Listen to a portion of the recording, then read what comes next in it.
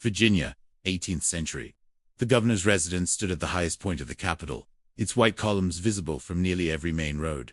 It was meant to represent order, morality, and authority. People lowered their voices when they passed it, even the wealthy removed their hats. Inside those walls, appearances mattered more than truth.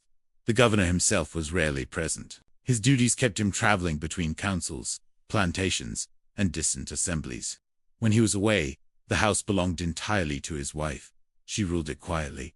No one called her cruel. No one called her kind either. She was spoken of as composed, educated, proper. She hosted dinners where silverware shined, and conversation never drifted into danger. She attended church regularly, always seated in the front pew, her posture perfect, her expression unreadable. Yet servants noticed things. At first, it was small. Changes in routine. Orders given softly, privately, never written. Certain hallways became restricted. Certain rooms locked at odd hours. The governor's private wing, once used for meetings and records, was repurposed. 5 male slaves were reassigned to that wing. They were not field hands. They were not newly purchased. Each had been selected carefully over time. One was a stable hand, quiet and observant. One had worked in the kitchen, educated enough to read basic English. One had been trained as a personal attendant. The other 2 came from different plantations, transferred quietly, with no explanation recorded. No overseer questioned it. No clerk wrote it down. Orders from the governor's wife did not require justification. The men were housed better than others. Their clothing was cleaner. Their duties were lighter. They were not beaten. They were not sent outside with the rest at dawn. This alone created resentment. But resentment was not scandal. Scandal began with silence. The 5 men were seen entering her private quarters late in the evening, one at a time. Sometimes 2 remained overnight. Sometimes all 5 were gone from their assigned posts until morning. No one heard shouting. No one heard laughter. Only footsteps, doors closing, locks turning. Servants learned not to look. In a household built on hierarchy, curiosity was dangerous. The governor's wife never addressed the arrangement openly. When asked about the reassignment, she replied calmly, "They serve where they are needed." Her tone ended the conversation. Weeks passed, then months.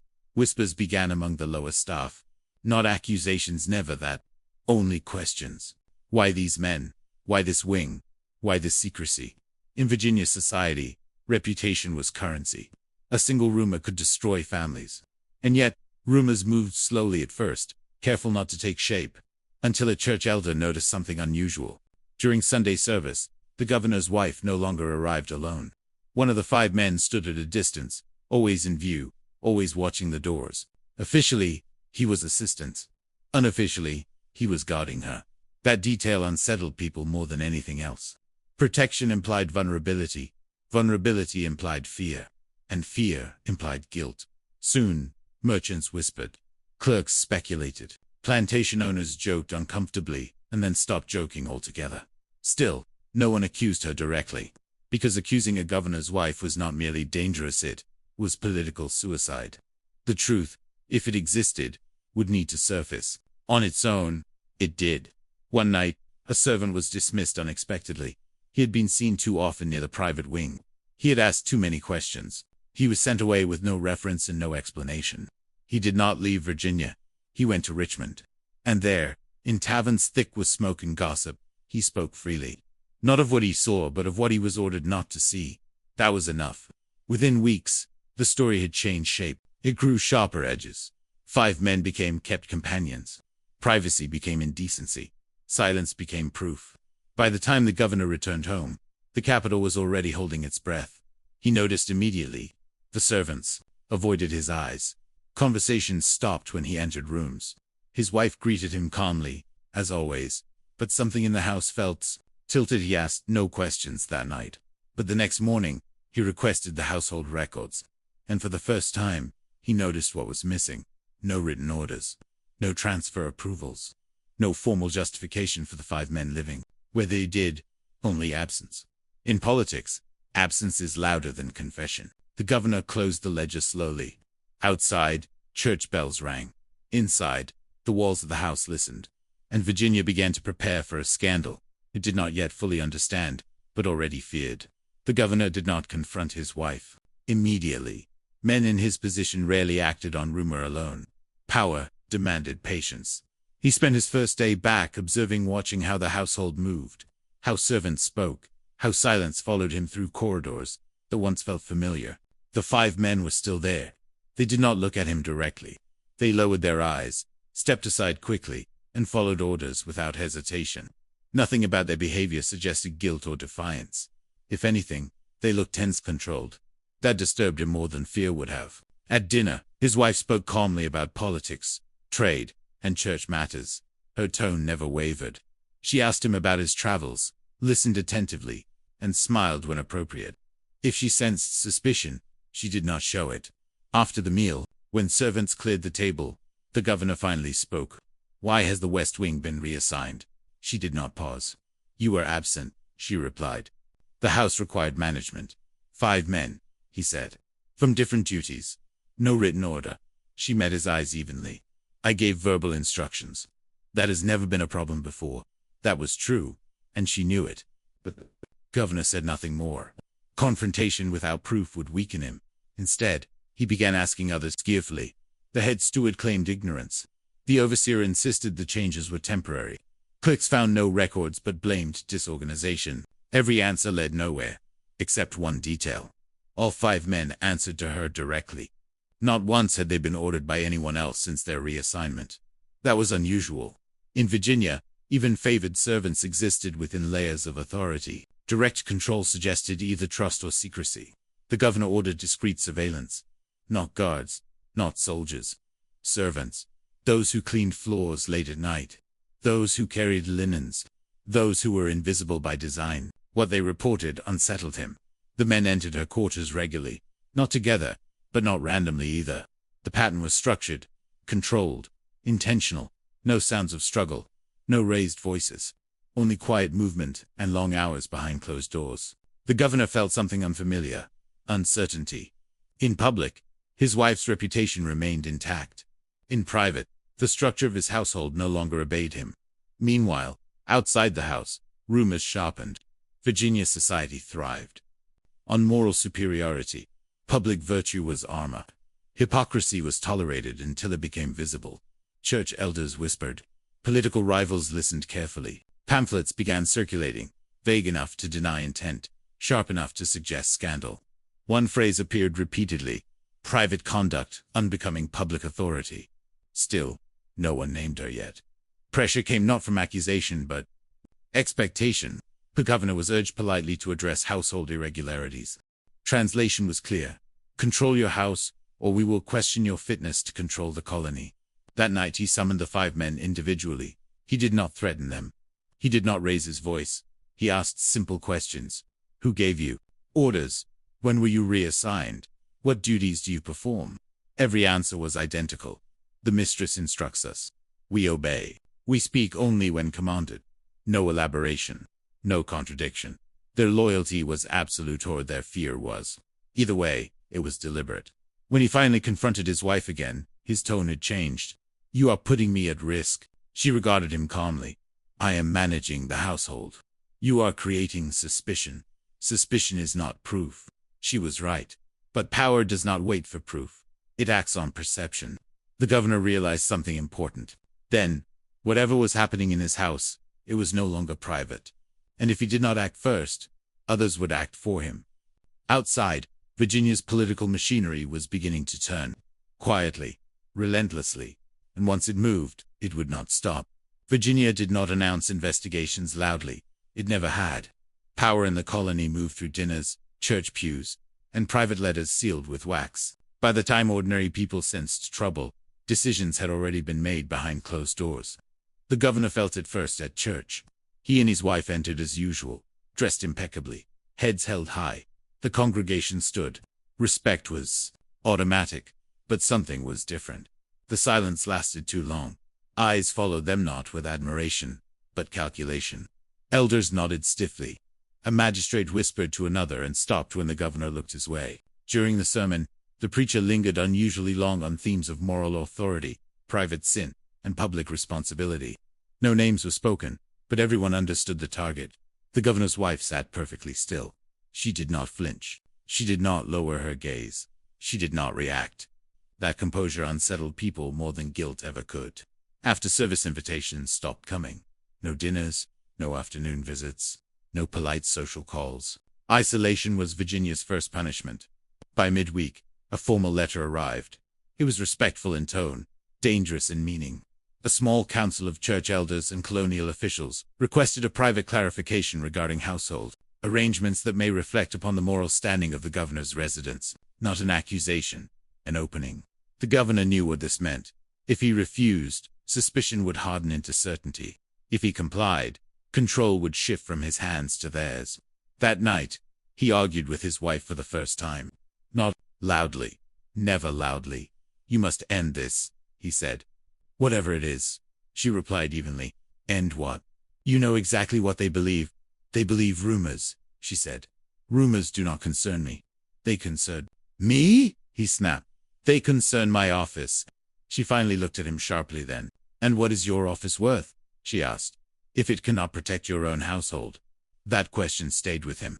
Still, the meeting was arranged. 3 days later, the council gathered in a private chamber. No records were kept. Officially, everything spoken would exist only as memory, and memory could be shaped. They asked about the 5 men. Why were they housed in her private wing? Why were they assigned exclusively to her? Why were they seen entering her quarters late at night? She answered calmly. They were attendants. They ensured safety. They managed household matters during her husband's absence. And the lack of records? One elder asked. "A clerical oversight," she replied.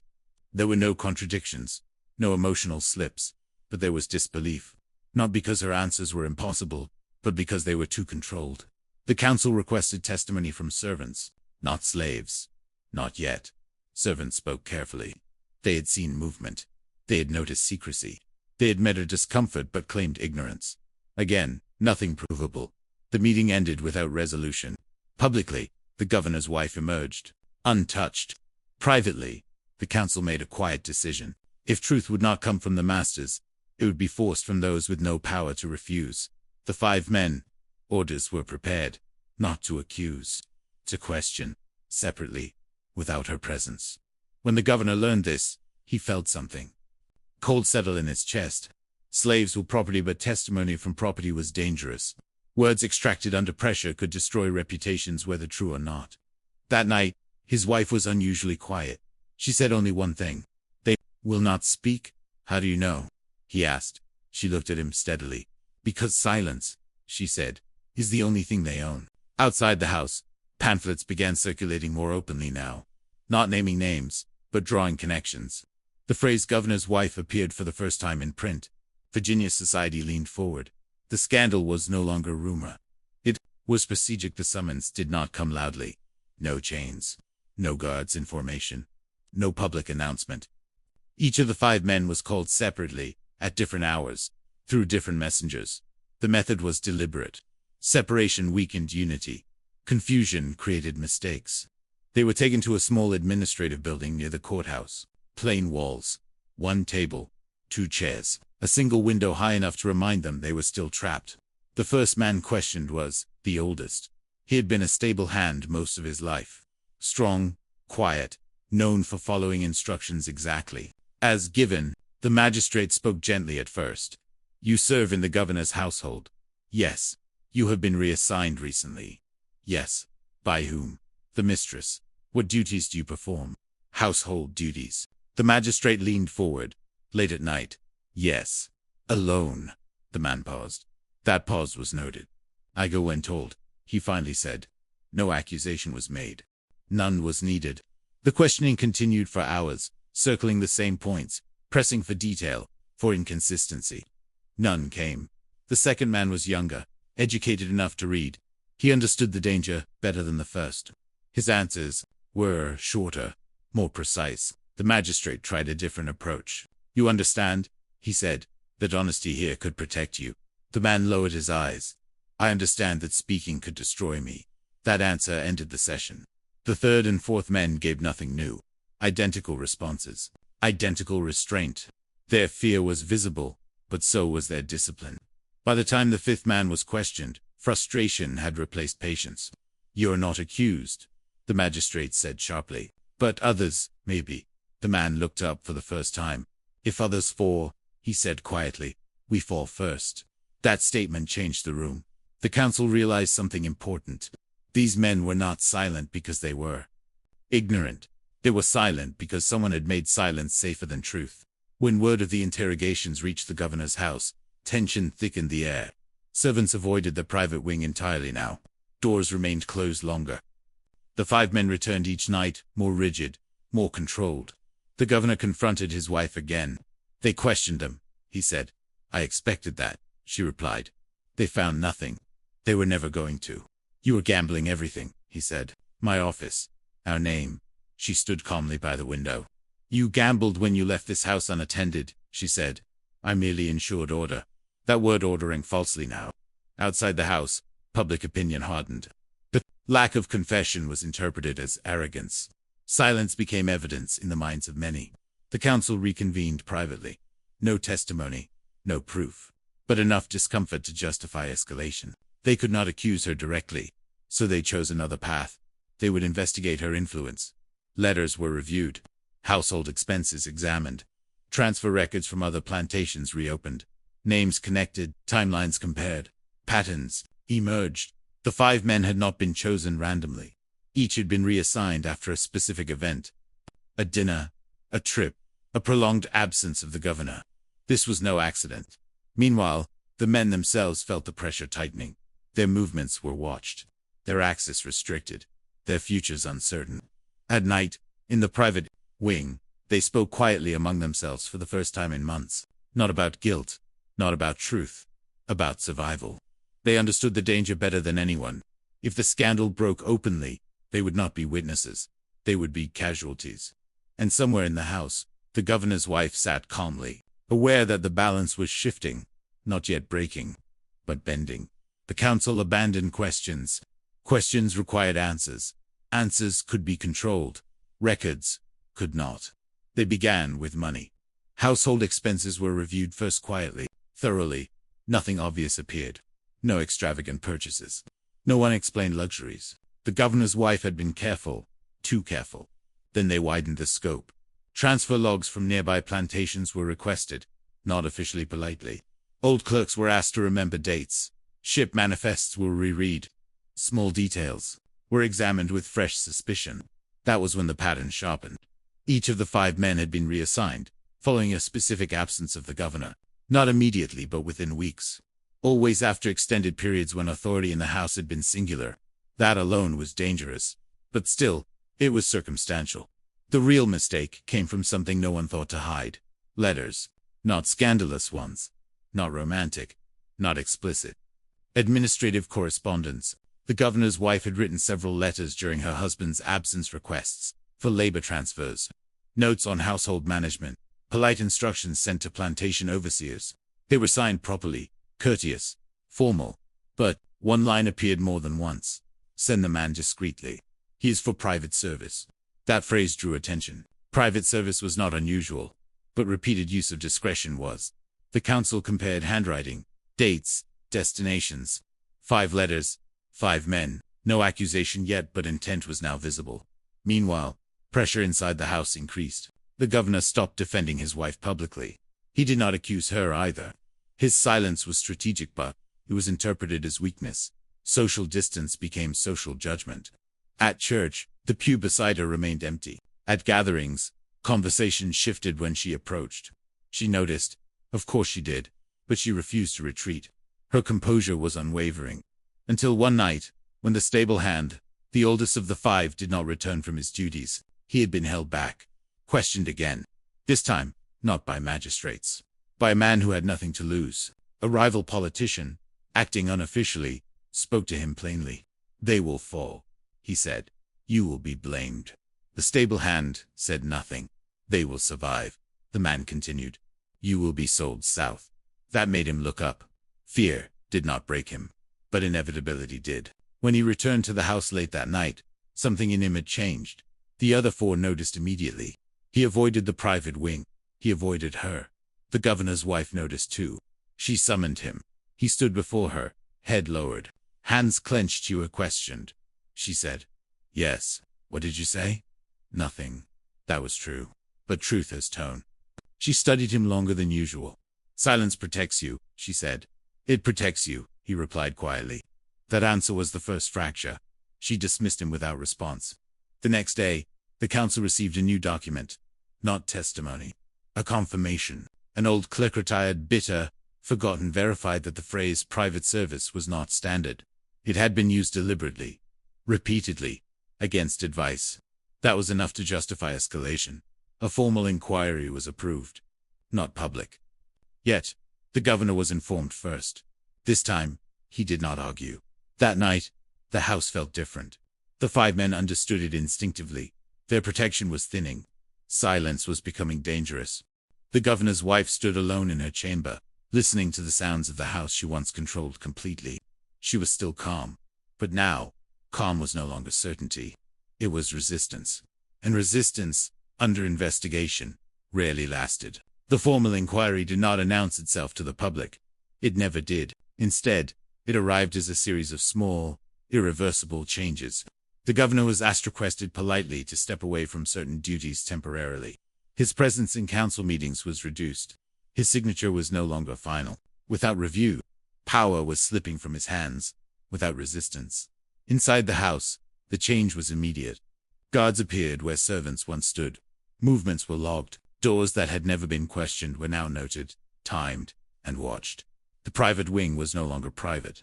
The governor's wife noticed a difference first in the way people spoke to her, not disrespectfully, but carefully, as if every word might later be repeated. She was still addressed with courtesy, but authority had drained from the tone. The inquiry began by requesting her cooperation. She agreed. She always agreed. She appeared before the panel composed, precise, and controlled. She answered questions, exactly as asked, no more, no less. She corrected assumptions calmly. She acknowledged no wrongdoing. And again, there was no proof. But proof was no longer the goal. Pressure was. The inquiry shifted its attention fully to the 5 men. This time, the questioning was different. Not hostile. Not threatening. Final. They were informed individually that changes were coming. Ownership, transfers, reassignments, sales, distance, silence would not save them now. The youngest of the 5 broke first. Not openly. Not dramatically. He simply asked one question. If I speak, he said quietly, will I live where I am sent? The room went still. That question alone was recorded. Not as confession, as implication. The inquiry did not push him further. They didn't need to. Fear had finally redirected itself. Word spread quickly among the 5. Silence had protected them, only while she was untouchable. Now, she was not. That night, the private wing was quiet.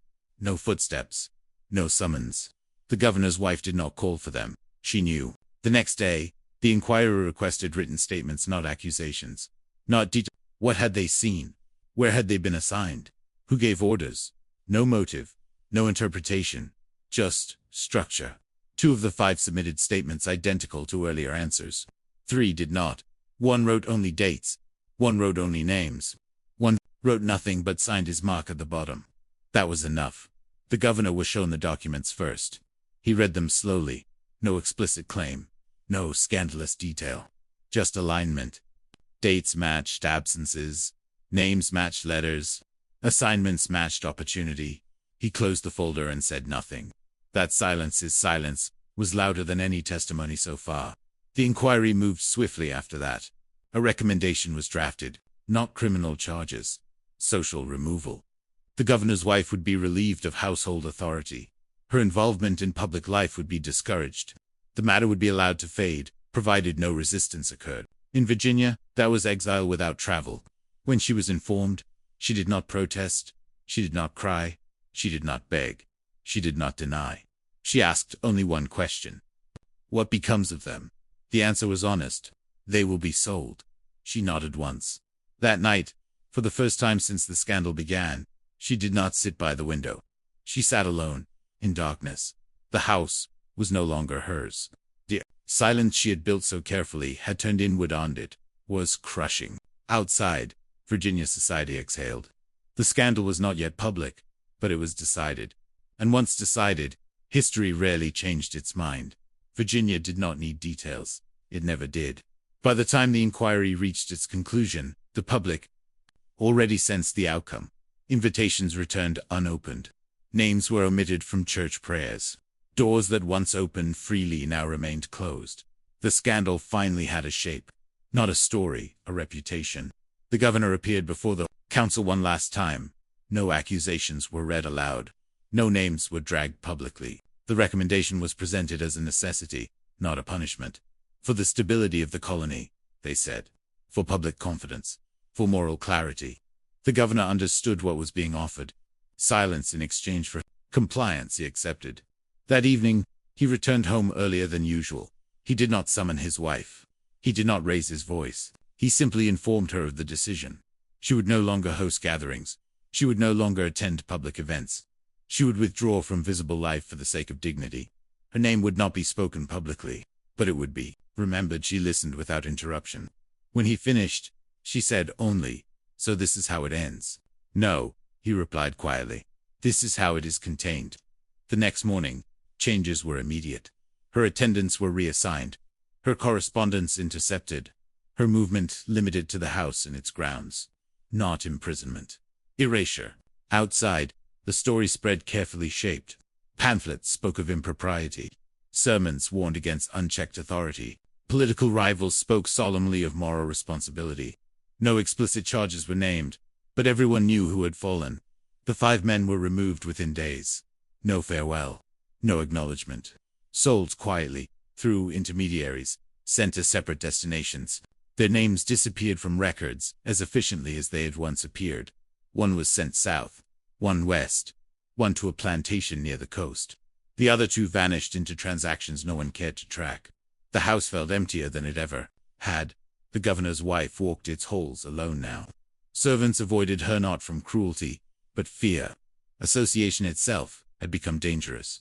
At church, her pew remained empty. At dinners, her chair was removed entirely. Virginia society moved on quickly. It always did. But the damage remained. The governor retained his title but not his authority. His influence diminished steadily. His presence became symbolic, not decisive, and his wife, once untouchable, became a lesson. A caution whispered to young women of power. A warning cited by preachers. A shadow that lingered whenever morality and authority were discussed together. She never spoke publicly again. She never defended herself. She never confessed. History would record nothing certain. Only implication. Only scandal. Only silence. And in Virginia, silence was enough to destroy a life. Time passed, but it did not repair what had been broken. Virginia moved forward the way it always did, quietly, efficiently, without apology. New matters replaced old scandals. New sermons replaced old warnings. Names once spoken with reverence faded into careful silence. But inside the governor's house, time moved differently. The house still stood tall, its white columns unchanged, its halls still echoing with footsteps, yet something essential had been stripped from it. Authority no longer lived there, only memory did. The governor aged quickly, not in years, but in posture. His shoulders sagged. His voice lost its certainty. When he attended council meetings, he was listened to politely, then ignored. Decisions were made before he spoke. His presence had become ceremonial. He understood what had happened. He had survived by sacrificing visibility. But survival without power was a slow humiliation. Each day reminded him that control once lost never truly returned. His wife lived almost entirely in the private wing now. She was not confined by locks or guards, but by relevance. No one sought her opinion. No one feared her influence anymore. Servants came and went with professional distance, neither cruel nor kind. She spent long hours alone, reading, walking, sitting by the same window where she once watched the household. Bend to her will. She did not deny the past to herself, but neither did she name it. In her mind, what she had done was control, structure, order, in a world where power had always been denied to her except through indirect means. That thought comforted her and condemned her. Occasionally, news arrived in intended fragments, carried by careless tongues. A mention of a slave sold south who had fallen ill. A rumor of a man transferred west who had tried to escape. A plantation fire where records were lost. She never asked questions, because asking would confirm what silence had allowed her to avoid. At church, her absence became permanent. At social gatherings, her name ceased to appear. Young women were quietly warned, never to follow her example, though no one could say precisely what that example was. The scandal had evolved. It was no longer about 5 men. It was about unchecked authority. About what happens when private power hides too long behind public respectability. Years later, a new governor arrived. Younger, louder, eager to assert moral clarity. One of his first symbolic acts was to relocate the official residence. The old house was deemed unsuitable. Too much history. That decision was not accidental. The governor's wife was informed politely that she and her husband would move to a smaller property outside the capital. Not exile but retreat. She accepted without resistance. On the final night in the house, she walked its halls slowly. She touched the banisters, the doorframes, the walls that had once protected her secrets so completely. In the private wing, the rooms stood empty. No footsteps, no guards, no whispers, only echoes. For the first time, she allowed herself to feel something close to regret, not for what she had done, but for how completely it had erased her. Power had been her shield, and power, once gone, had left her naked to history. Outside, Virginia slept peacefully. The scandal had been absorbed, repurposed, and filed away as lesson rather than crime. But inside her mind, it remained unfinished, unresolved, waiting. Years rolled on, as they always do. The governor and his wife moved to a quieter property outside Richmond. It was smaller, simpler, but not unpleasant. They had servants, but none had the same independence or loyalty as the 5 men who had once been reassigned to her private wing. Every corner of the old house still echoed with memory of control, fear, and unspoken power. Virginia society, meanwhile, had moved on. The pamphlets that once hinted at impropriety had faded into collections of local gossip. Sermons preached morality without naming names. Politicians referenced the scandal in private conversations as a cautionary tale, never allowed. The 5 men were forgotten by most, sold to distant plantations, their lives redirected by a single, silent household's influence. But some things could not be erased. The governor's influence never fully recovered. He maintained his title and his office, but decisions were no longer his alone. His presence in council meetings became ceremonial.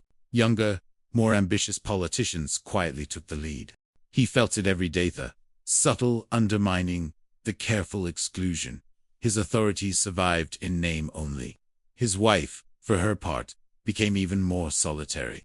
She walked the smaller estate alone, moving between rooms she could fill but could not control. She read books she had never touched before. She tended a small garden, carefully trimming roses and herbs with precision. The work was meticulous, controlled, but no one watched. No one needed her influence. No one feared her. Yet she remembered everything. The 5 men, the patterns, the silence that had been their shield and her armor, all lingered in her mind. Each decision she had made was replayed, the letters written with precision, the assignments chosen carefully, the moments when silence had been stronger than any defense. She understood now that power was fragile, that appearances could protect, but only until the perception of control shifted. That influence was temporary, but memory was eternal. The 5 men themselves had lived lives redirected by forces they could neither name nor resist. Each had survived, but survival came at cost. Distance from family, new masters, harsh climates, and the constant reminder of a household that had once dictated their every movement. Their silence had protected them, but only partially. It had delayed consequences, not erased them. As for the governor and his wife, the estate remained theirs in possession, if not in spirit. The walls no longer protected secrets, only memories. The halls were quieter, the rooms less imposing. Authority had been replaced by observation, and comfort by reflection. When letters arrived, bringing news of political shifts or the deaths of distant acquaintances, the governor and his wife read them quietly, together yet apart. They spoke little, their conversations precise, controlled, and measured. Silence remained their companion, now mutual, rather than unilateral. Outside observers often assumed the scandal had faded, but in the whispers of society, in the subtle warnings given to ambitious young women or cautious young men, the story remained alive. It became legend. Not a legend of heroism or villainy, not a tale shouted in courts or sung in taverns, but a lesson quietly repeated. Authority is fragile, silence is powerful, and actions, even those hidden, leave traces that cannot be erased. The governor and his wife aged, their influence diminished. The house eventually passed to others. The capital continued to grow. New scandals, replaced old ones. But the echo of that scandal, the quiet control of 5 men in a private wing, the unshakable composure of a woman who had once bent her household to her willing guard far longer than any official record. History would not remember names, but it remembered patterns. It remembered the subtle collapse of power. It remembered the lesson: even those who appear untouchable can fall quietly and irrevocably. Years had passed since the scandal that shook Virginia. The governor and his wife now lived quietly in their smaller estate, far from the capital, far from the whispers that once shaped their every movement. The governor had aged. Authority had become a memory rather than a tool. Council meetings were perfunctory. His voice carried politeness, but no power. He no longer questioned or challenged decisions. He observed, silently, understanding the subtle, irreversible decline of influence. His wife, once untouchable, now walked the halls of their new home alone. She tended to her garden meticulously, organized her books with precision, and moved through her rooms with the same controlled grace she had always possessed. But the thrill of control, the certainty of influence, no longer existed. The silence that had once shielded her had become a cage. The 5 men, who had once served in her private wing, had been dispersed to distant plantations. Their lives continued, but always under the shadow of decisions made long ago. Some thrived, some endured hardship. None ever returned.